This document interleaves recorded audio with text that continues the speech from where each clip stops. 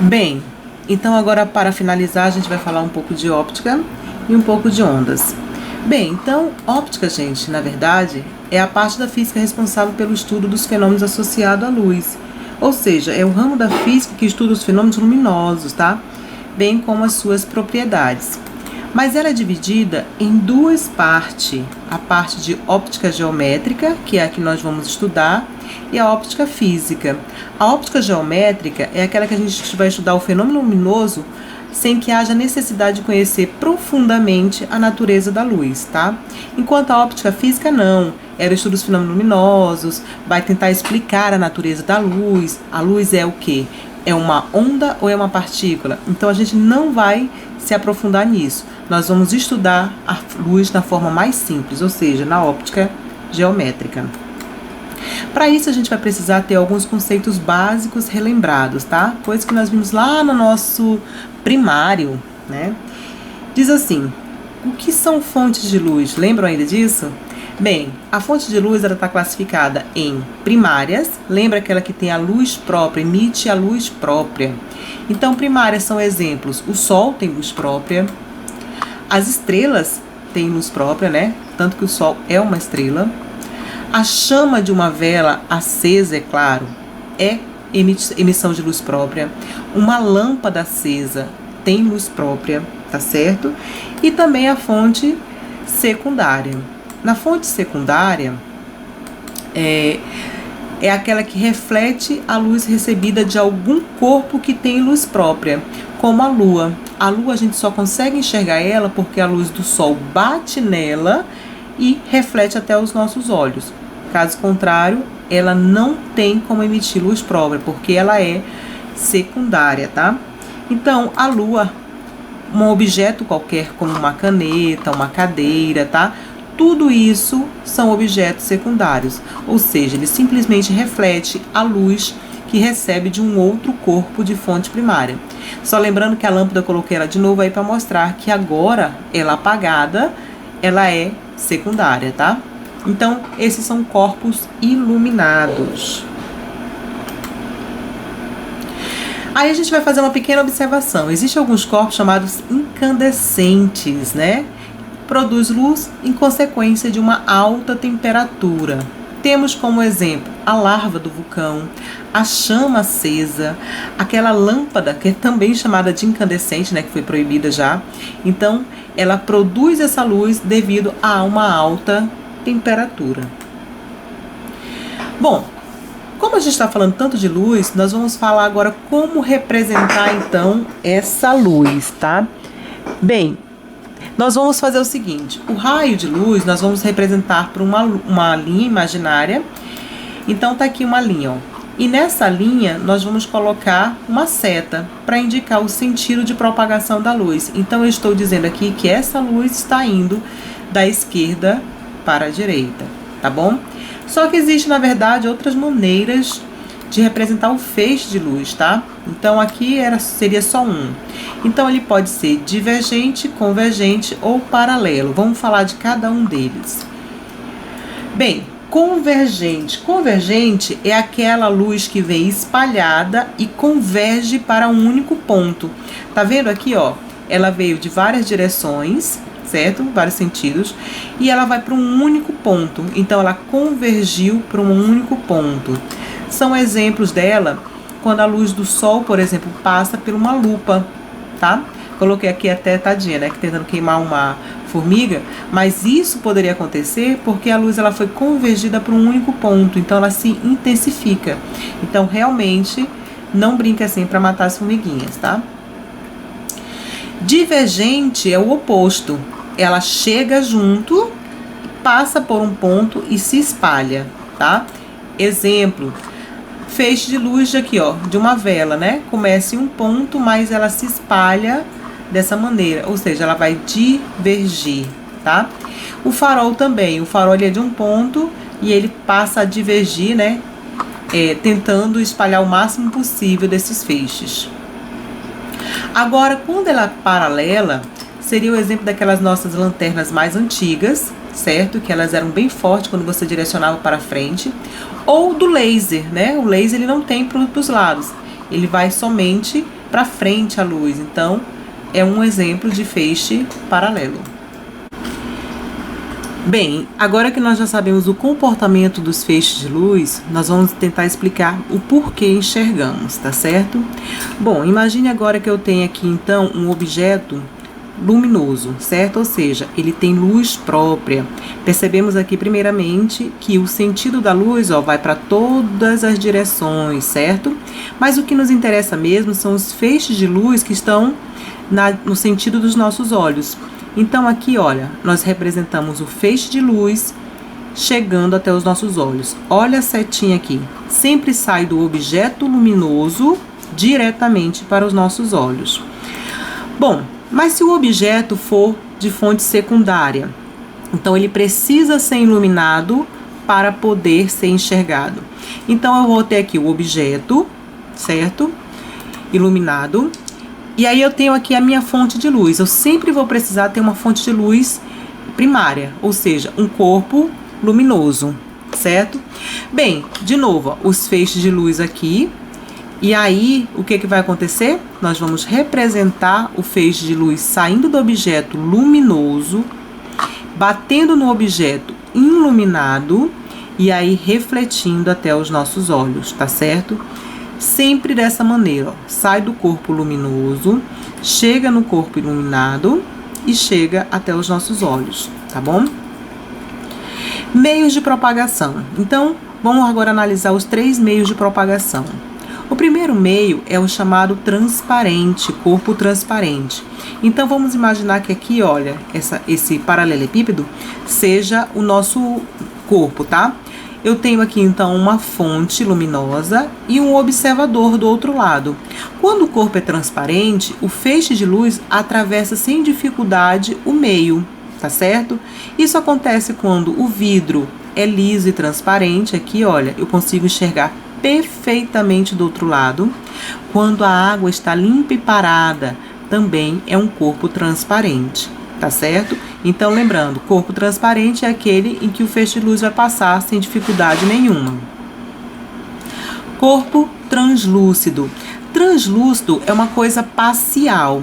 Então, você pode perceber que o feixe aqui, ele está passando, olha, alguns ocorrem desvios, atravessam de forma não tão reta, tá certo? Ou outros nem conseguem atravessar, tá bom? O que seria o exemplo disso?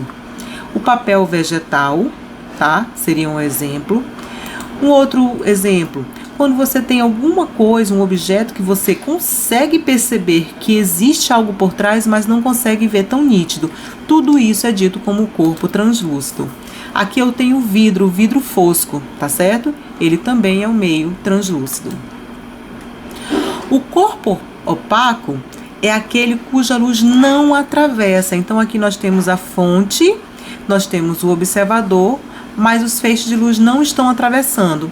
Então, exemplo disso, por exemplo, um muro, uma parede, a madeira, a borracha, tá? Tudo isso o meio não vai atravessar. Então, eu coloquei aqui um resumo dos 3, ó. Transparente, o feixe de luz atravessa totalmente. Deixa eu mudar aqui. Então, o feixe de luz está atravessando totalmente nele. Olha o exemplo embaixo como ficou, né? Consigo enxergar total o objeto por trás do meu meio. O translúcido é aquele que passa parcialmente, então eu consigo enxergar, mas com não tanta definição. E o opaco é aquele que não atravessa, então eu não consigo enxergar através dele. Vamos falar agora um pouquinho sobre a luz, tá? Bem, a luz, a velocidade da luz no ar ou no vácuo, que a gente considera basicamente a mesma, de 300 mil km por segundo, ou 3 vezes 10 a oitava metros por segundo. Então, aqui tentando representar como representam-se em filmes, né? Bem, gente, só para lembrar, você tenta imaginar alguma coisa caminhando 300 mil quilômetros em 1 segundo. É muito rápido, né? Então, essa é a velocidade da luz no ar. Essa velocidade, gente, ela é representada pela letra C, tá certo? Então, onde você vê uma fórmulazinha de física que tem um C, é a velocidade da luz no vácuo, tá? Então, tá aqui, ó, C vale 300 mil km por segundo, ou C vale 3 vezes 10 oitava metros por segundo. Essa famosa fórmula de Einstein, né? Tá vendo o Czinho aqui? Então, isso é a velocidade da luz ao quadrado. Bem, a luz, ela não necessita de um meio material para se propagar. Então, um exemplo disso é o fato da luz do Sol chegar até a nós, tá certo? Então, nós sabemos que no espaço é a ausência de qualquer matéria, ou seja, é o vácuo, não tem partícula nenhuma, e mesmo assim a luz atravessa. Então, ela não necessita de um meio material para se propagar. Outra característica da luz é que ela não pode ser ultrapassada por nenhum outro movimento. A luz é, até hoje, a coisa mais rápida que existe. Não existe nada mais rápido do que a luz, tá certo? Sua velocidade muda de acordo com o meio em que está se propagando. Bem, o que significa isso? Olha, quando você está lá no Sol e a luz toca em você, aquele raio de luz, ele está chegando com uma velocidade de 300 mil quilômetros por segundo, tá? Uma velocidade no ar, que a gente considera basicamente do vácuo. Mas se você mergulha e sente ainda um calorzinho da luz lá dentro da água, por dentro, já estou falando de outro meio, né? Que seria a água. Essa luz, a velocidade dela diminuiu, foi para 225 mil. Se ela está dentro de um vidro, é 200 mil. Ou seja, gente, a luz, cada meio em que ela se propaga, aqueles meios transparentes, lembra? Por onde ela atravessar o meio transparente, vai existir, só que com velocidades diferentes. Lembrando que no ar ou no vácuo é a mais rápida, tá? De 300 mil quilômetros por segundo. Bem, eu coloquei essa observação que a gente vai falar já disso ali na refração, tá? Mais uma característica. Para cada tipo de luz no meio material, a velocidade de propagação é diferente. Então, vamos falar assim, que para cada cor, a velocidade da luz, ela é diferente, tá certo? E aí a gente colocou aqui uma sequenciazinha para você analisar, ó. Vermelha, mais rápida, alaranjado, amarelo, verde, azul e anil. Essa sequência te lembra alguma coisa? Pois é, o arco-íris. Existe uma explicação lógica para aquela sequência de cores. Ela nunca muda devido a essa velocidade. Então, cada luz, cada cor de luz, se eu for analisar separadamente, ela tem uma velocidade diferente, tá? E aí eu tô mostrando quem seria maior. Antes de falar do nosso arco-íris, vamos falar de luz monocromática. A palavra mono significa um, né? E cromática significa cor. Então seria a luz de uma única cor. Essa luz é constituída apenas por uma cor. O exemplo dela, a luz amarela, aquela emitida pelas lâmpadas de sódio, que a gente vê naquelas vias públicas, né? Elas estão até sendo substituídas, né? Mas ainda existe. Então essa luz é uma luz amarela, então ela é uma luz monocromática. Uma luz policromática, já que a palavra poli significa vários, né? Seria uma luz composta de duas ou mais cores. Bom, agora vamos falar do exemplo fundamental para o nosso estudo. É a luz branca. Gente, a luz branca é aquela luz que vem do Sol. O branco, por incrível que pareça, se você já não ouviu falar nisso, ele é a junção de todas as cores. Então, todas as cores reunidas resultam no branco, tá certo? Eu coloquei aqui, deixa eu botar aqui, ó. Um experimento na física, falando sobre isso. Então, tá vendo aqui atrás, olha, aqui a luz branca entra por um prisma, certo?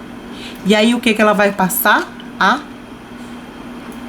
divergir ou convergir, lembram? Então, ela vai divergir, ela vai espalhar. E quando ela se espalha, ela é separada por cores, devido à velocidade com que ela se propaga. Tá vendo que o vermelhinho tá em cima? Então, vermelho, alaranjado, aquela mesma sequência que a gente citou anteriormente, tá? Então, é um experimento que comprova que a junção das cores resulta no branco.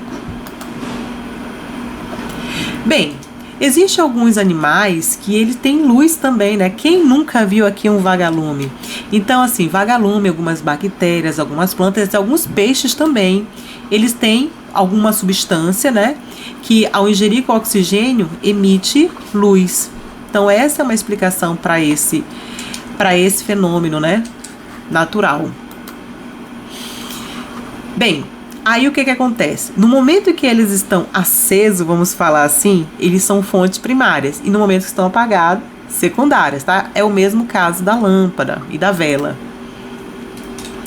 Bom, então vamos falar agora do arco-íris.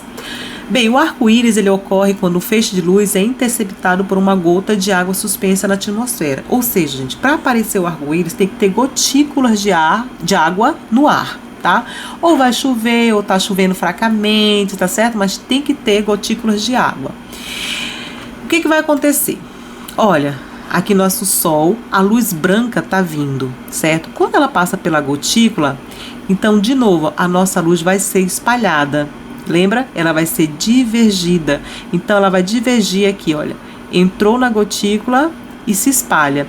Como ela se espalha sempre com a mesma sequência, devido à velocidade de cada cor da luz, nós sempre vamos ver o arco-íris com essas cores. É claro que algumas, lá no finalzinho, né, o anil, às vezes é tão fraco o arco-íris que a gente não percebe, mas a sequência do vermelho, alaranjado, verde e azul, não tem como negar, tá certo? Mas a sequência é sempre a mesma. Aí eu coloquei aqui, já que a gente falou disso, por que não falar? Porque o céu é azul.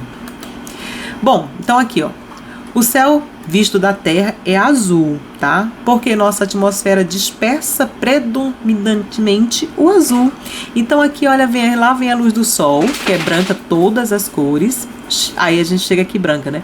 Quando chega no limite da atmosfera, ela vai espalhar basicamente só o azul, tá certo?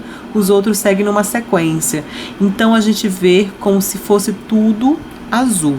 A gente vai falar também das cores já já. Alguns princípios básicos, né? Princípios da óptica geométrica. O primeiro, lei da propagação retilínea da luz. Nos meios homogêneos e transparentes, a luz se propaga em linha reta. Então, gente, a nossa luz, olha, viajando pelo vácuo, tentei colocar aí uma figura, ela sempre vai em linha reta.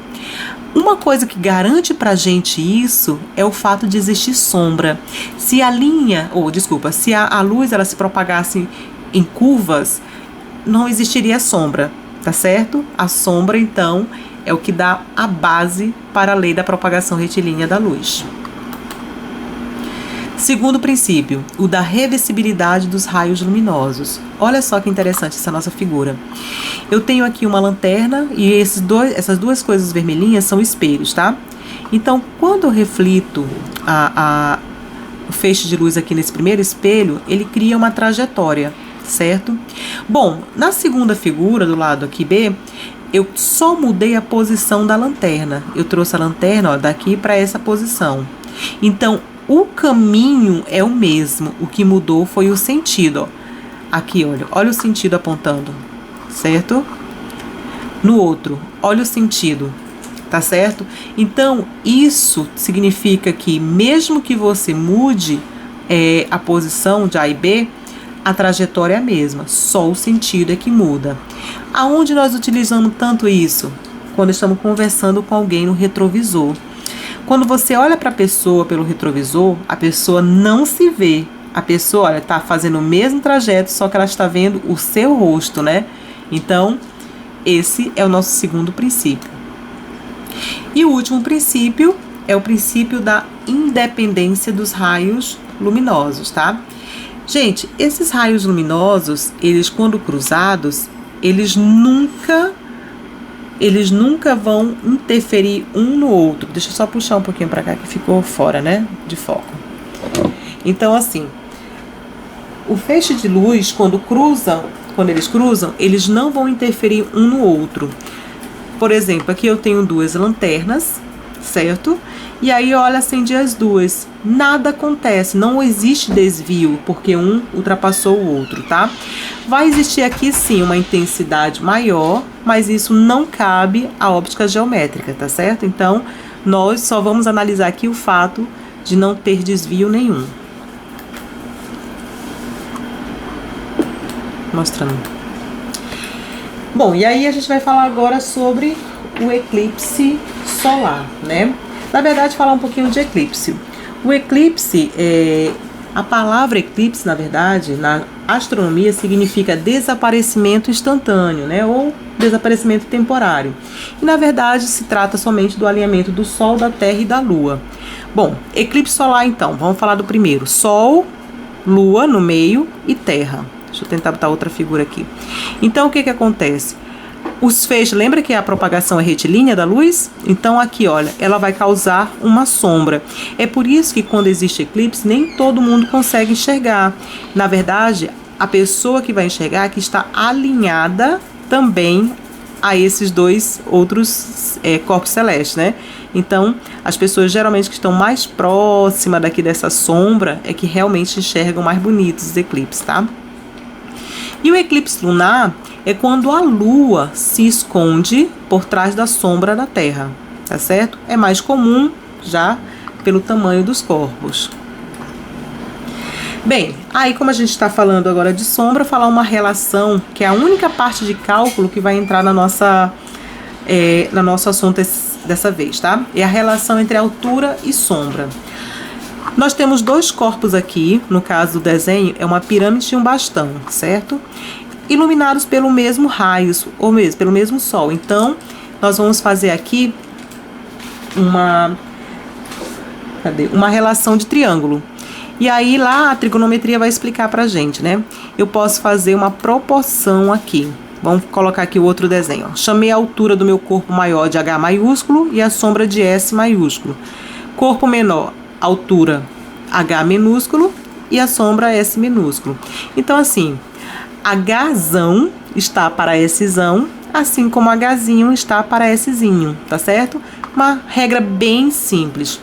Coloquei na apostila de vocês um exemplo. Então diz assim, ó, a sombra de um prédio num terreno plano, numa determinada hora do dia, mede 15 metros. Determine, nesse mesmo instante, próximo ao prédio, a sombra de um poste de altura de 5 metros, que mede 3 metros, tá? Então, o poste tem 5 metros e a altura dele e a sombra dele tem 3 metros. Bom, nossa fórmula a gente já sabe que é essa relação, né? Então, lembrando, coloquei os dados aqui, olha. Qual é a sombra do prédio? 15, Szão. A altura do poste, 5, Hzinho. E a sombra do poste, que é o menor corpo, né? É o Szinho. Pronto. Vamos fazer a continha. Esse 15 está dividindo, passa para cá multiplicando. 15 vezes 5, 75. E 75 dividido por 3 dá 25. Então, para a gente, o resultado é a alternativa A. Agora vamos falar um pouquinho dos fenômenos ópticos, certo? Reflexão da luz. Bem, reflexão da luz é um fenômeno que ocorre quando a luz incide sobre uma superfície e retorna para o mesmo meio, ou seja, não vai passar, tá certo? Bate em alguma coisa e volta. Então ela pode ser regular e difusa. Vamos falar das duas? Regular. Então o que acontece? Ó? Os raios incidentes, eles chegam todos com o mesmo ângulo, vão ser refletidos com o mesmo ângulo, ó. Tudo de forma bem organizada. Então, em vermelho são os raios incidentes e os azuis são os raios refletidos. Então, o ângulo que ele chega, que bate na superfície, é o mesmo ângulo que ele vai sair. Isso nos dá como conclusão, olha aí, essa imagem, por exemplo. Então, tudo é visto do mesmo tamanho, toda a proporção é igual, tá? Isso porque a reflexão é regular. Quando a gente tem uma reflexão difusa, o raio vai entrar, certo? Com um ângulo, mas na hora de sair, cada raio toma um outro ângulo. Então, ele sai de forma difusa, como diz a palavra. Resultado disso, nós temos aqui então, ó, a imagem, só que ela não está bem nítida, tá vendo? Então, reflexão difusa. Aqui é um resumo, né? Então, reflexão regular entra e sai com o mesmo ângulo, e a difusa ela entra com um ângulo e sai com outro. Refração da luz. A palavra parece até que tá falada errada, é refração, mas é essa mesmo. Gente, refração da luz é quando a luz passa de um meio para o outro. Lembrando que a luz só pode passar de um meio transparente para outro transparente, tá? Então, eu tenho aqui, olha, um feixe de luz entrando no líquido. E o que vocês podem observar? Que nunca vai vir reto, né? Ela sempre vai ter um desvio. Então, a refração é o desvio ocorrido na luz quando ela passa de um meio transparente para o outro. Aqui de novo o desenho, olha, tá certo? Meio que separa os dois. E aí aqui o raio refratado, sempre com um desvio. Isso explica porque que quando você bota uma colher, ou no caso, como eu coloquei aqui, um lápis em um copo com água, você vê esse objeto torto, né? Até a espessura é diferente, tá? Por quê? Porque a luz está vindo com uma velocidade, quando ela passa para o outro meio, ela vai ter uma refração, e aí ela vai mudar a sua velocidade, que vai diminuir nesse exemplo aqui, né? Porque no ar é sempre maior. Então, a luz diminuiu sua velocidade, causando a refração. Mais exemplos disso é o fato de, por exemplo, de você ir num banho e tentar pegar uma piaba dentro d'água. Por que você não consegue alcançar? Porque ele não está onde você enxerga. Tá vendo aqui, olha, na nossa figurinha? Você está enxergando o objeto aqui em cima. Na verdade, ele é mais profundo, tá? É outro estudo que nós não iremos fazer. Não temos esse cálculo, mas é uma coisa que seria possível calcular. E aí, para finalizar essa parte, a absorção da luz, que é um fenômeno que ocorre quando nós estamos trabalhando com um corpo negro. Então, o que acontece, gente? Nós falamos que o branco é a junção de todas as cores. E agora vamos falar que o negro ele não tem cor, ele é a ausência de todas as cores. E ainda falamos que ele absorve qualquer luz que chegue até ele. Então, nós temos aqui um corpo negro, tem feixe de luz chegando, tá vendo que não tem nada refletindo? Por quê? Porque todos os feixes de luz foram absorvidos. Deixa eu só fechar isso aqui que eu abri errado. Vamos lá. Então, falando assim, vamos falar da cor do objeto, tá? Porque nós vemos o objeto da cor. Bem, para começar, a gente já vai falar assim, a cor não é uma característica própria do objeto, ela depende da luz que ilumina o objeto, né? Bom, aqui nós temos então um objeto vermelho, certo? E chegou um feixe de luz branco tocando nele. Lembra que o branco é a junção de todas as cores? Bom, se uma luz branca bateu em um objeto vermelho, que cor eu vejo o objeto? Eu vou ver o objeto vermelho. Por quê? Porque dentro dessa luz branca existe a cor vermelha. Então, na hora de refletir, olha, a luz branca bate no objeto vermelho, e aí o objeto, a luz branca, por ter vermelho nele, vai refletir somente a luz vermelha. E essa luz vermelha vai chegar até os nossos olhos. Vamos fazer a mesma ideia se o objeto for iluminado com uma luz vermelha. Que cor eu vou enxergar o objeto? Para que eu enxergue o objeto vermelho, eu preciso que a luz vermelha chegue até os meus olhos. Como ele foi iluminado com uma luz vermelha, ele tem luz vermelha para refletir. Então, eu vou continuar enxergando o objeto na cor vermelha, tá certo? Então, eu enxergo o objeto se a luz for branca, porque dentro do branco existe a cor vermelha, e enxergo se for vermelho, tá? Um outro exemplo, o objeto é vermelho e ele é iluminado por uma luz azul. Agora sim, que cor eu vou enxergar esse objeto? Eu vou enxergar ele na cor preta, tá? Por quê? Porque ele não tem nada para refletir, ele não tem vermelho para refletir, então ele só vai absorver. E aí eu vou enxergar o objeto na cor preta. Quando o objeto é branco e ele recebe uma luz branca, é claro, eu vou enxergar ele branco, porque todas as cores chegaram e todas as cores saem. Então, entra a luz branca, sai luz branca. Agora, se o objeto é branco e é iluminado pela luz vermelha, eu vou enxergar ele na cor vermelha, tá certo? Por quê? Porque a cor vermelha, o branco aqui, o do objeto, também tem vermelho, né? Então, ele vai fazer com que eu enxergue na cor que ele foi iluminado.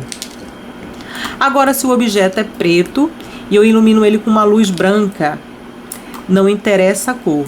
O preto só absorve, então eu vou continuar enxergando ele na cor preta.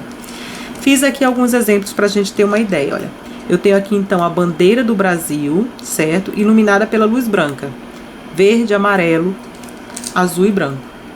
Vou iluminar ela com uma luz monocromática, lembra? Uma única cor, na cor azul. Então, o que vai acontecer? Olha, eu só vou enxergar azul, a parte que é azul, porque vai chegar aos meus olhos, e a parte branca. Então, outra cor, verde, eu vou enxergar preto, o amarelo eu vou enxergar preto. Vamos tentar iluminar com uma outra cor. Se fosse uma luz monocromática verde, então o verde eu enxergaria verde e o branco eu enxergaria verde, mas os demais eu enxergo na cor preta.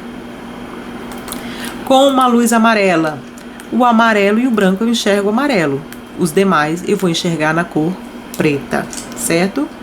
Porque não tem para refletir. E aí a gente vai falar só um pouquinho sobre ilusão de óptica, porque é uma parte que eu vou passar um trabalhinho para vocês, né? Então, na verdade, ilusão de óptica, gente, é uma maneira de enganar o cérebro. Olha para essa figura que está acontecendo. Tente se concentrar no meio, nessa cruzinha. Não sei se todo mundo vai enxergar, mas tem um certo momento em que os rostos começam a ficar deformados. Isso rolou muito tempo na internet, tá certo? Aqui é uma outra figura, olha. Se você parar e tentar se concentrar nesse ponto mais escuro do meio, você percebe que o objeto está se movendo, né? E na verdade trata-se de uma imagem em repouso. Essa brincadeira aqui também rolou muito na internet, então que você tem que dizer a cor que está desenhado, né? E não ler, tá certo? De maneira rápida, é uma ilusão. Essa aqui também, você fica 15 segundos olhando para esse pontinho da bandeira e depois olha para uma parede branca, né? Você consegue enxergar a bandeira do Brasil nas cores originais.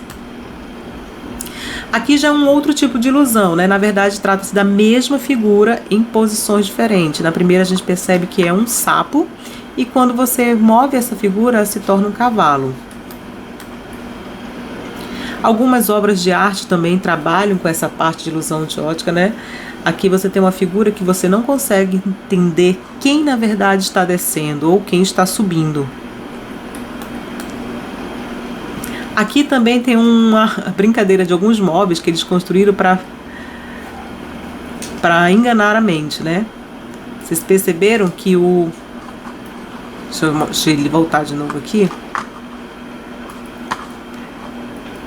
O objeto. Olha como é a cadeira.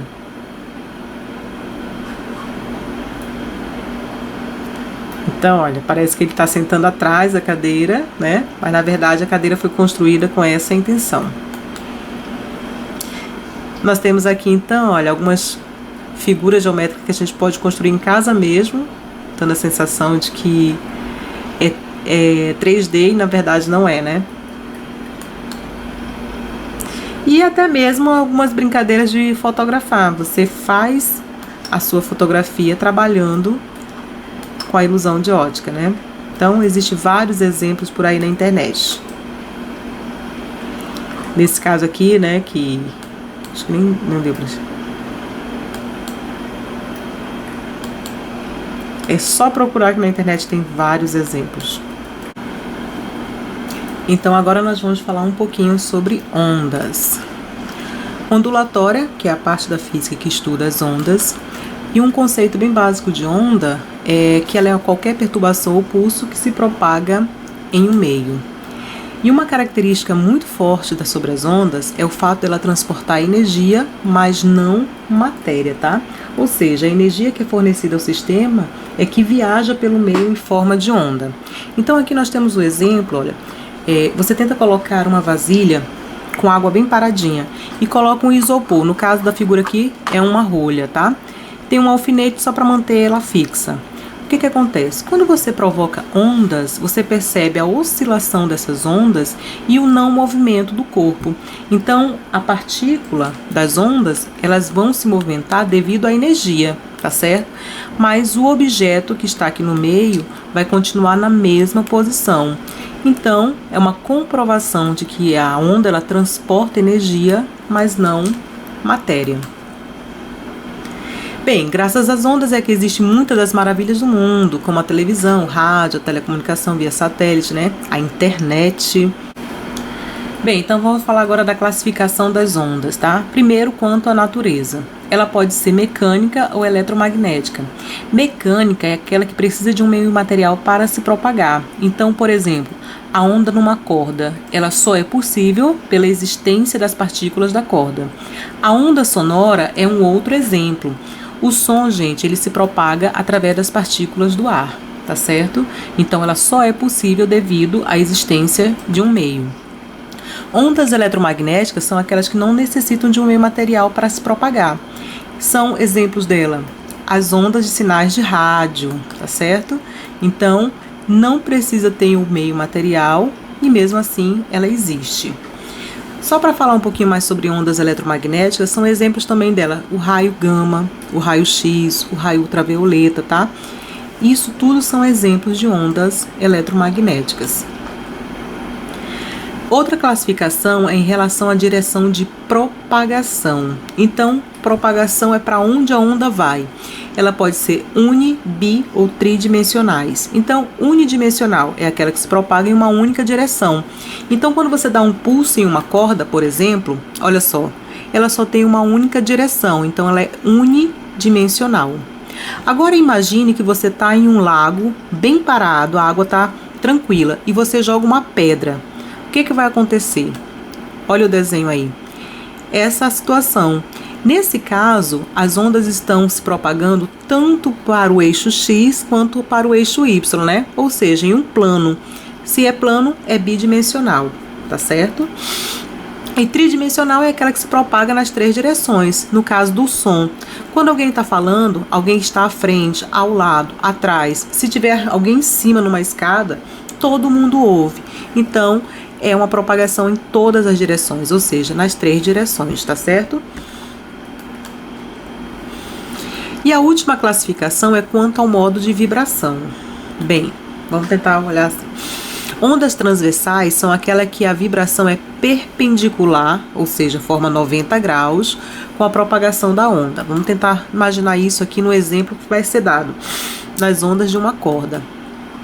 Olha só, quando você dá um pulso em uma corda, tá aqui, ó, a direção de oscilação, para onde a onda vai? No caso, para frente, certo? Uma direção. Mas a vibração, para onde a onda existe? Para cima e para baixo. Então, colocando essas duas retas juntas, vão formar 90 graus. Então, se elas são perpendiculares, a vibração e a oscilação, então ela é uma onda transversal, tá certo?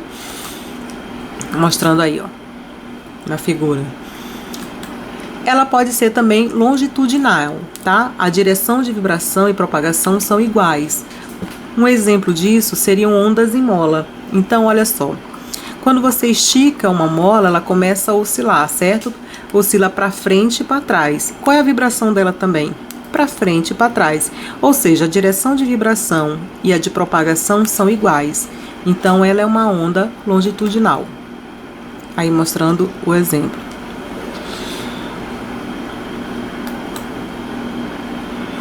E aí vem as características das ondas, certo?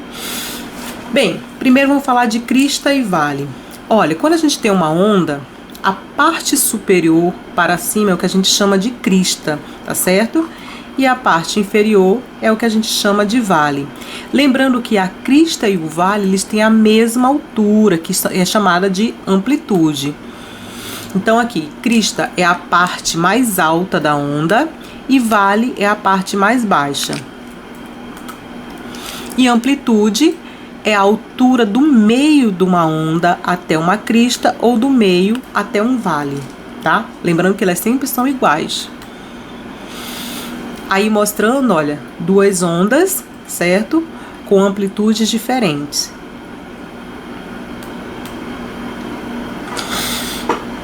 Vamos falar agora sobre comprimento de uma onda.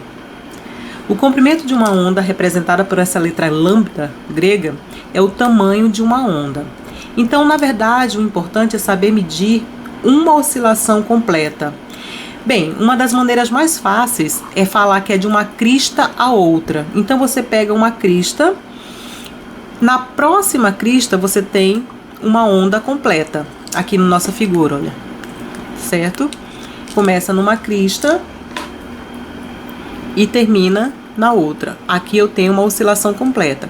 Mas se eu medir nesse espaço aqui, olha, no próximo equivalente a ele, eu também tenho uma oscilação completa.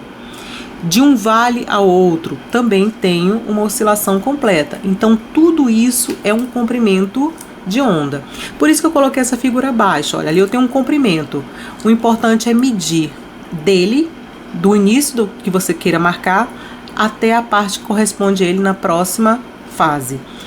Bom, outra maneira bem simples de imaginar seria você tentar imaginar fechando essa onda. Se você pegar, por exemplo, esse ponto com esse, você tem como se fosse uma circunferência. Se você fechar esse com esse, você também tem uma circunferência. Então, ela sempre vai formar uma oscilação completa, é o comprimento de uma onda. Frequência é o número de ondas por um determinado tempo, que aqui a gente vai dizer que é 1 segundo, tá? Então, frequência é o número de ondas dentro de 1 segundo, que a gente vai estudar na unidade de Hertz, Hz. Então, significa dizer que uma onda que vibra 60 Hz significa que ela tem 60 vezes por segundo de oscilações. A frequência de uma onda só muda se houver alteração na fonte. Então, quando você tem alguma onda, a frequência sempre vai ser a mesma, tá? Se você mudar a fonte, você muda a frequência. Período já é diferente. O período é o tempo necessário para uma oscilação completa, tá certo? Uma oscilação vai ocorrer em quanto tempo? Então, isso se dá o nome de período e também é trabalhado em segundos. Frequência não. Frequência é o número de ondas dentro de 1 segundo, tá? Pode ser várias.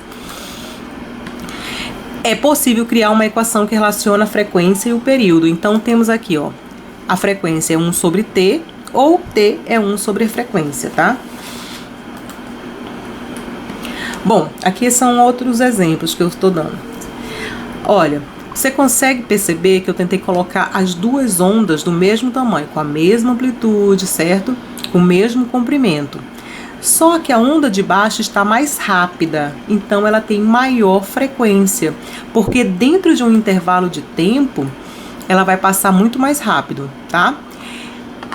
Ou seja, ela também tem uma velocidade. Então, essas aqui são as fórmulas, se caso a gente necessitasse calcular essa velocidade, que não é o caso, não vai ter cálculo nessa parte, tá? Bom, aqui é um exemplo de um eletrocardiograma, então a gente pode perceber que são várias ondas com amplitudes diferentes, certo? Com comprimentos de ondas diferentes. E algumas observações que devem ser feitas. Bom, olha só. Vamos imaginar que eu tenha marcado aqui, olha, um intervalo de tempo, certo? Essas duas barras esverdeadas. Bom, tá vendo que a onda de cima, ela tem um comprimento de onda bem grande, né? De um vale até outro, é bem espaçoso. Isso vai resultar numa baixa frequência. Então, o número de ondas que vai caber dentro desse intervalo de tempo são poucos. Quando eu diminuo a amplitude, quando eu diminuo o comprimento de ondas, eu estreito mais e aí eu aproximo um vale do outro. No mesmo intervalo de tempo, então vai caber um número de ondas muito maior, né? Então, nesse caso, eu tenho uma frequência alta, tá?